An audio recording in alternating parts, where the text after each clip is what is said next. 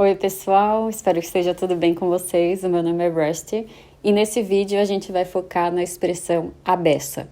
Eu tenho um bloco de notas, quando eu vejo uma expressão interessante eu coloco nele. Essa semana apareceu essa e achei que seria interessante focar um vídeo só nela e algumas alternativas do uso de à beça. Como referência para esse vídeo, eu estou usando um artigo da internet que eu achei no Dúvidas de Português. E eu vou me basear nele, mas se você for ler o artigo, você vai achar mais informações ainda sobre o tema. Ele começa explicando qual a correta ortografia de à beça. A beça escreve A com crase, depois um espaço, e B-E-C cedilha A. Por se tratar de uma palavra que tem crase e que tem o som de S no meio de beça, tem muitas formas que as pessoas podem pensar que se escreve, com duplo S, com o A sem crase, mas enfim, a correta escrita da palavra, a escrita correta da palavra é como está no título do vídeo, à beça, como eu acabei de soletrar. A com crase, separa, B-E-C cedilha A. Seguindo, então, a expressão à beça tem um significado que ela intensifica o que você está falando. Ou intensifica um sentimento, ou significa que você está falando de uma grande quantidade.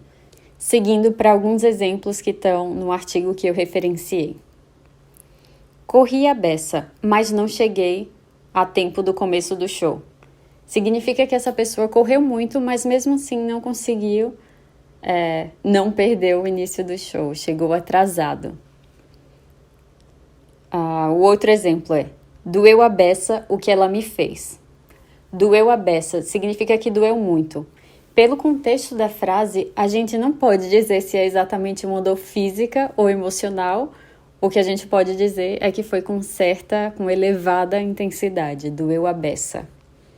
E por último, na praia hoje tem gente à beça. Quando a gente diz que tem gente à beça, significa que tem uma multidão, tem muita gente, tem uma galera. Às vezes, num contexto mais coloquial, a gente diz que tem uma galera para dizer que tem muitas pessoas.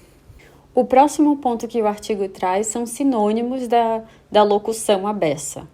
Eles têm vários sinônimos, mas como são sinônimos que, na minha experiência, eu não vejo sendo usado com tanta frequência, eu vou citar um ou dois e vou adicionar outros que eu vejo com mais frequência usado como à beça para adicionar intensidade.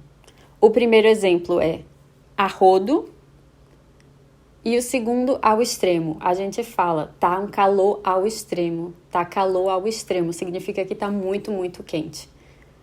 O arrodo, o exemplo que eles citam aqui é: o piquenique da família teve comida a rodo. Significa que teve muita, muita comida. Teve comida à beça. Tem o mesmo significado. Outros exemplos que a gente também usa são: teve comida pra caramba. Teve muita comida. Uma outra forma de dizer muito é um bocado. Teve um bocado de comida no piquenique da família. Ou você também pode dizer: tem um bocado de formiga na sua cozinha. E por fim, mais informal de todas é a expressão mó. Mó é uma gíria bem informal que as pessoas usam para intensificar alguma coisa. Por exemplo, você pode dizer: ele é mó chato.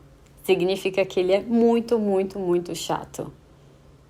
Ou ao mesmo tempo, ele é mó legal, mó maneiro. Significa que é uma pessoa muito, muito gente boa, muito simpática. E de último exemplo, você é mó alto. Você é alto à beça, você é alto pra caramba. E para finalizar, como bônus, eu queria falar um pouquinho sobre a origem da expressão à beça. Isso de acordo com um artigo que eu achei no site do G1, da Globo. Eu vou ler exatamente o que está escrito aqui como explicação. A expressão à beça significa em grande quantidade. É atribuída aos muitos argumentos usados pelo jurista sergipano Gumercindo Bessa ao enfrentar Rui Barbosa em famosa disputa pela independência do então território do Acre, que seria incorporado ao estado do Amazonas. Segundo o professor Dionísio da Silva, no seu De Onde Vêm as Palavras 2, o primeiro a usar tal expressão foi Rodrigues Alves, presidente do Brasil, de 1902 a 1906. Admirado com a eloquência de um cidadão a expor suas ideias, teria exclamado: "O senhor tem argumentos à beça." Com o tempo, o sobrenome famoso perdeu a inicial maiúscula e os 2 S's foram substituídos por um C cedilha. Finaliza o artigo aqui. Então, como eu falei, originalmente era um sobrenome Bessa, e ele foi transformado para dar origem à expressão abessa. Essa é uma das expressões que normalmente a gente consegue inferir a partir do contexto, né? Mas agora, sabendo exatamente o que significa, você pode incorporar e usar com mais frequência no seu vocabulário.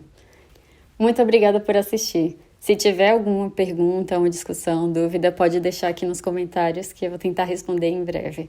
Até a próxima. Tchau, tchau.